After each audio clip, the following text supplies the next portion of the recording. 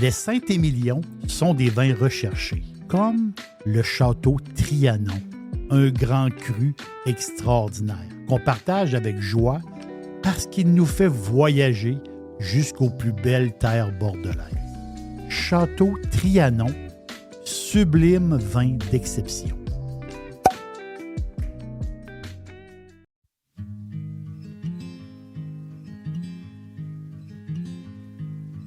Darling, you know that I want things to go our way.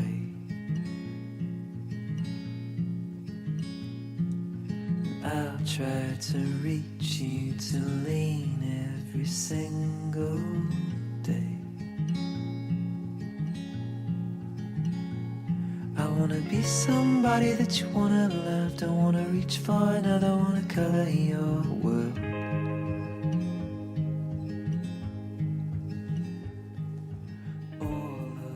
Heureux que vous soyez là à l'auberge. Vous le savez, vous êtes toujours les bienvenus à toute heure. À toute heure, vous êtes les bienvenus à l'auberge. Aujourd'hui, je vous parle d'une... C'est une histoire typique espagnole, 100% espagnole. Une histoire de noblesse et de royauté. À 83 ans, à Madrid, Carlos Falcó est décédé. Carlos Falcó, au-dessus de 80 ans, c'est un des pionniers de la viticulture moderne en Espagne.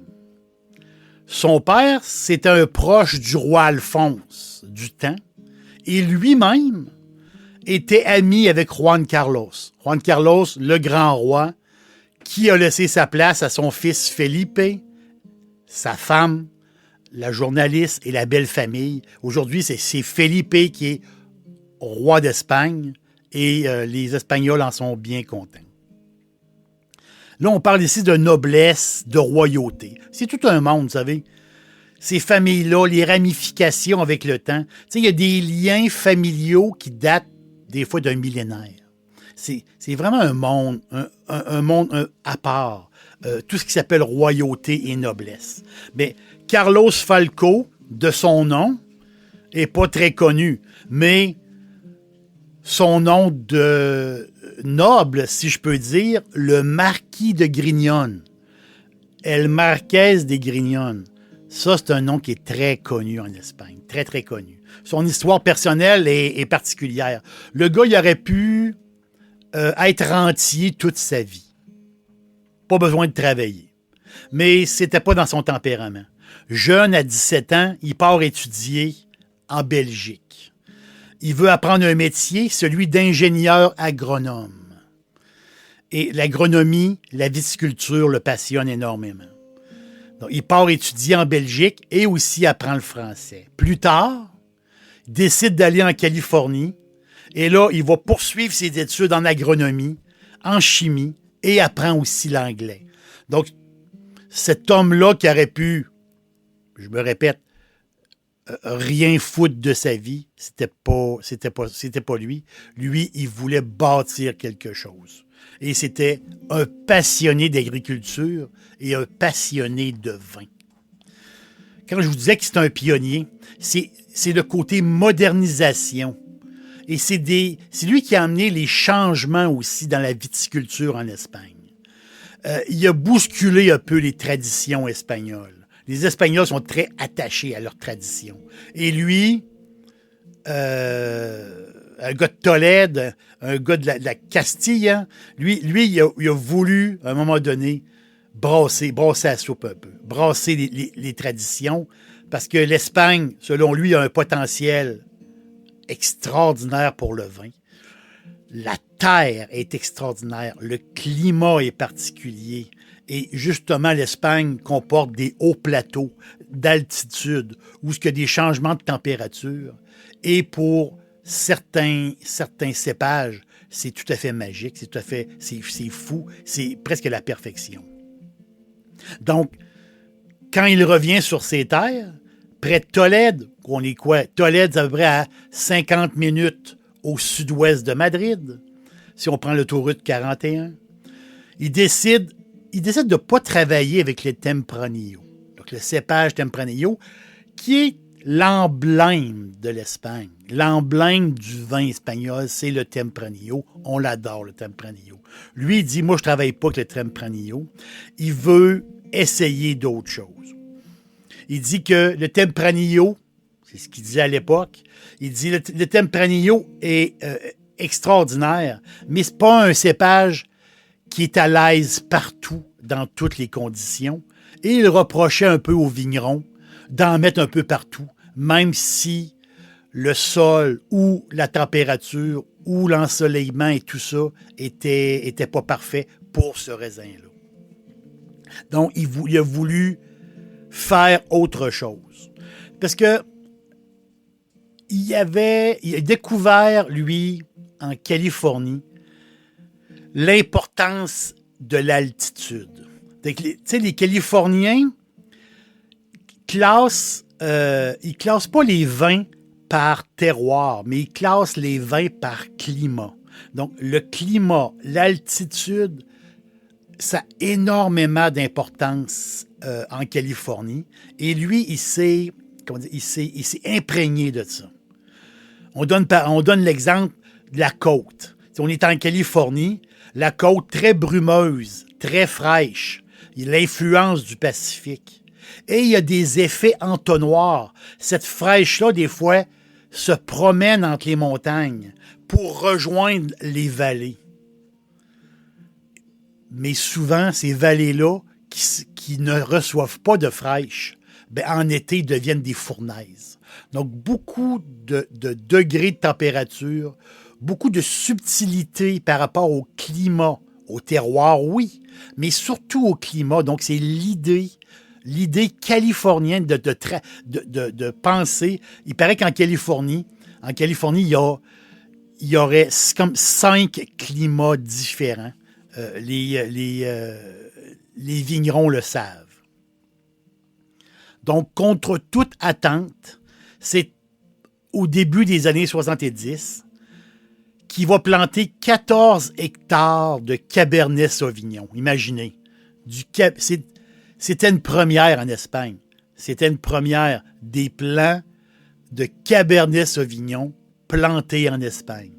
On est au début des années 70. Les temps changent, c'est incroyable.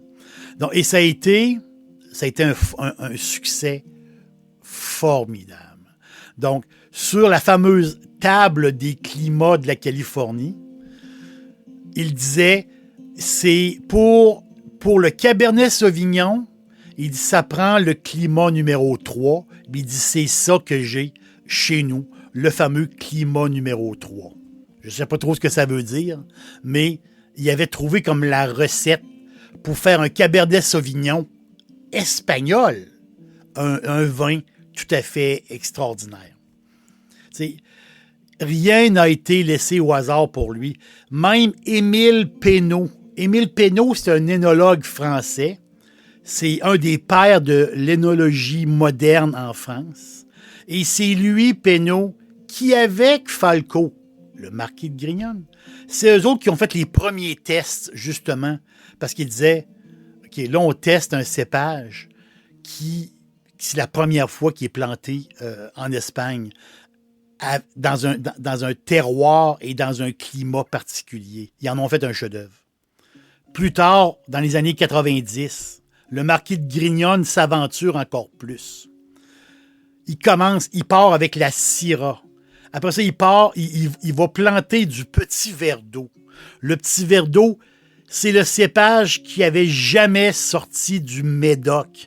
Une bête de tanin. Le petit verre d'eau, c'est une bête. C'est une bête à maîtriser. C'est une puissance aromatique complètement folle. Donc, c'est facile de perdre le contrôle avec du petit verre d'eau. Et là, l'affaire, c'est que même le petit verre d'eau est même... C'est un cépage qu'on connaît très peu, mais il est même dans le montage du fameux Lafite Rothschild. Donc, les grands crus de Lafite. Des fois, on voit le 1 ou le 2% de petit verre d'eau qui est là, juste à l'arrière, pour donner la petite torque, si je peux dire. Donc, très, très rarement vinifié seul. C'est presque exceptionnel qu'il soit vinifié seul. C'est un peu comme un taureau en furie, le petit verre d'eau. Mais chez le Marquès de Grignon, il existe un 100% petit verre d'eau. Un des vins les plus recherchés des fans du Marquis de Grignon. Donc, autrement dit, là, on est dans le fruit noir. C'est une bombe. C'est incroyable. C'est tout à fait incroyable. Émile Pénaud, justement, l'énologue, il avait déconseillé le Marquis. Il dit, touchez pas à ça, le petit verre d'eau. Vous allez vous casser les dents avec ça. Touchez pas à ça. Mais c'est un autre énologue, plus tard, Michel Rolland, qui a pris la surveillance. Lui a besoin, le Marquis a besoin, il s'entoure des professionnels. Il a une idée dans la tête, il veut de perfection, puis il s'entoure de professionnels. Donc, mon restaurant préféré de poulet frit, c'est Dixili à Charlebourg. C'est tout à fait extraordinaire. Maintenant, Dixili vous offre l'ultime Monsieur Burger. Un sandwich fantastique avec un gros morceau de poulet généreux et une sauce maison délectable. restodixili.ca. Pénaud est parti, arrive Rolland, que lui surveille le projet. Mais aujourd'hui, le 100% petit verre d'eau, supervisé par Rolland, c'est le seul que Rolland supervise 100% dans le monde entier. Donc, c'est le petit verre d'eau sur la terre espagnole a donné quelque chose de tout à fait extraordinaire, même si le grand énologue Pénaud disait que c'était une hérésie de planter ça en Espagne. Ils ont réussi par les climats, ils ont réussi à faire un miracle. Arrive l'année 2003. C'est une année très, très importante pour les producteurs espagnols. Une nouvelle loi et une modification des classements. Une nouvelle appellation. Pago. La nouvelle appellation DO. Pago est né. C'est tout nouveau. Une nouvelle catégorie. Mais c'est le lobbying du Marquis qui a fonctionné. Le vin de Pago, Pago veut dire, c'est une expression qui veut dire domaine ou qui veut dire terrain. C'est vraiment une expression espagnole, Pago. Ça représente une propriété. Qui se dit aujourd'hui vino de Pago? C'est des vins qui viennent uniquement d'un terrain en particulier, qui a une caractéristique unique. On parle du sol qui est tout à fait unique. Le climat est unique, vraiment, dans cette parcelle de terrain-là. Et c'est du vin qui est vinifié sur place. Aucun déplacement. Le vin est vinifié sur place. De nos jours, il y a une vingtaine de Pago qui sont attribués. Il y en a une vingtaine. Et cette idée-là de l'appellation Pago, ça vient du Marquis. C'est un mot qu'il faut absolument retenir. Les vinos des Pago, si vous allez les rechercher et si vous allez les goûter, vous allez faire un vrai beau tour. Vous allez faire un vrai beau tour. Regarde, c'est facile. Vous allez sur Wikipédia, vous marquez Vino des Pago et vous allez avoir un peu la liste. Il y a une vingtaine de bodegas qui ont des terrains de vino des Pago, donc qui a cette appellation-là. De son vivant, c'est incroyable, de son vivant, le Marquis a écrit un guide en 18 volumes sur la vinification à l'espagnol. Ce gars-là, c'est un géant pour l'Espagne. Je suis certain qu'à un moment donné, vous avez goûté une bouteille de Otazu. Otazu, le vin de la Navarre. O-T-A-Z-U. La Navarre, le royaume de Navarre, dans le nord. Otazu fait partie de la liste des Pago. Donc, les fans de vin espagnol ont goûté à l'Otazu. Et le vin Senorio de Otazu. Senorio de Otazu, c'est une vraie bête. C'est un pur pago. Donc, c'est un montage qui a été fait et c'est du grand art. Senorio de Otazu, vous allez fouiner vraiment dans le... Là, on est dans le cèdre, très boisé. C'est une bombe. Après ça, il arrive le Blackberry en arrière. C'est un gros, gros vin tout à fait extraordinaire. Donc, cette maison-là, Otazu, a un pago, le Senorio de Otazu. Il faut le trouver, mais c'est possible de le trouver. Donc, recherchez les vins de pago. Le marquis de Grignon, il n'est plus là aujourd'hui. C'est une vie particulière, quoi. Il y a eu 5 enfants de 4 mariages. C'est un moineau, là.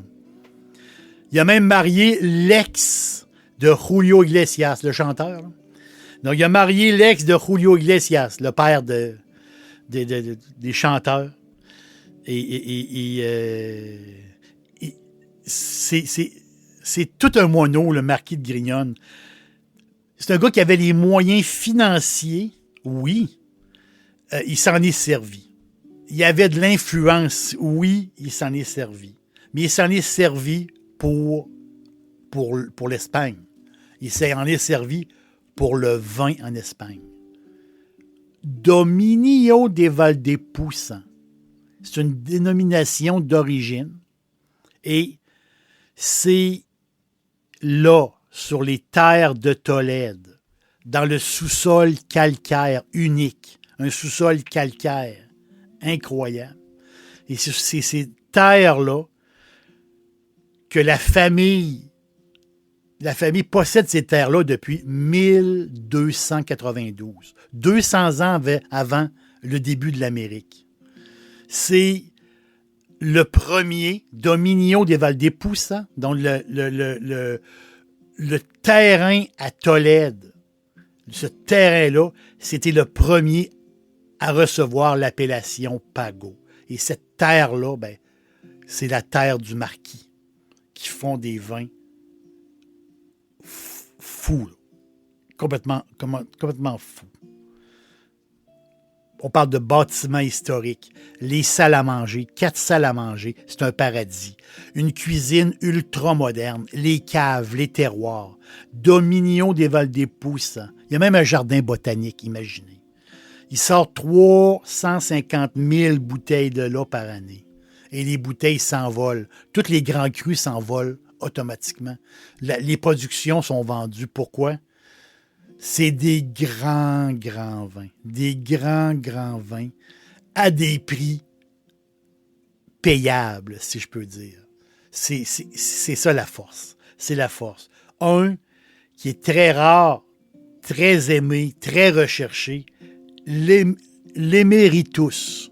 Emeritus. C'est un montage de Cabernet, de petits verres d'eau et de Syrah. Il paraît que ce vin-là est à pleurer, tellement que c'est bon. L'autre vin aussi de la maison, El Ricón, Syrah et Grenache.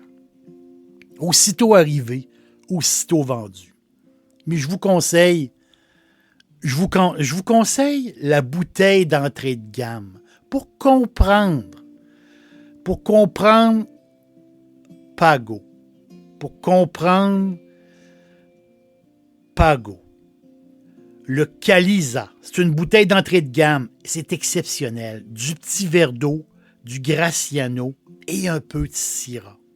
Donc, on parle ici là, des tanins en velours. C'est une force. Il y a toute une force, ce vin-là. Et une douceur incroyable. Un pur Pago, tout à fait extraordinaire. Je vous le dis, Wikipédia, Vinos de Pago, vous avez la liste qui vous offre les vins certifiés Pago. Donc, tout le raisin vient du même champ, de la même zone.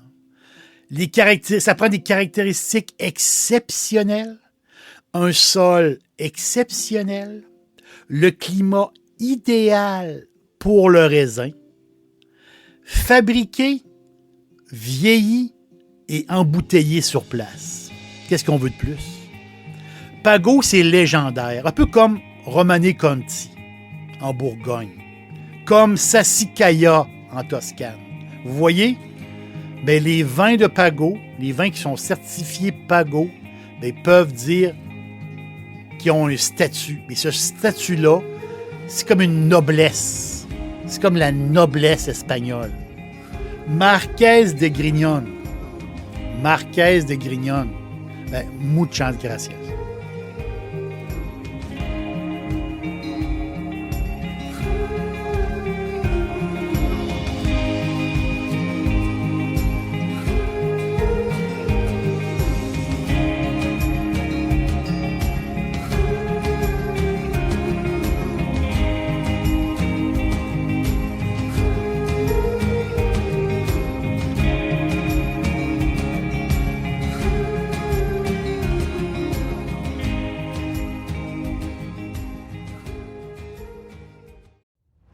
J'adore cuisiner et c'est toujours facile avec Firebarn. Les sauces barbecue, les épices, les condiments, comme la meilleure moutarde baseball. Et j'ajoute toute la gamme des sauces piquantes. Tous les jours, c'est parfait en supermarché ou sur firebarns.com.